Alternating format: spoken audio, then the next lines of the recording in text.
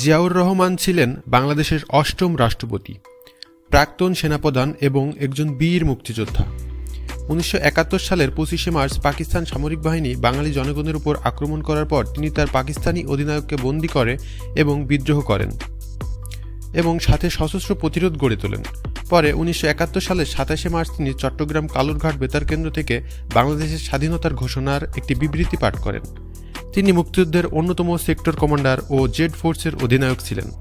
বাংলাদেশের স্বাধীনতা যুদ্ধের পর জিয়াউর রহমান 1977 সালের 21শে এপ্রিল তৎকালীন ভারপ্রাপ্ত রাষ্ট্রপতি আবু সাদাত মোহাম্মদ সায়েমকে সরিয়ে বাংলাদেশের রাষ্ট্রপতি হন।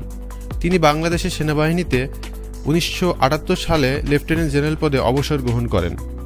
1978 সালের 1 সেপ্টেম্বর তিনি বাংলাদেশের জাতীয়তাবাদী দল প্রতিষ্ঠা করেন। তিনি 4 বছর বাংলাদেশের শাসন করার পর 1981 সালের 30শে মে এক ব্যর্থ সামরিক অভ্যুত্থানে চট্টগ্রামে নির্মমভাবে নিহত হন।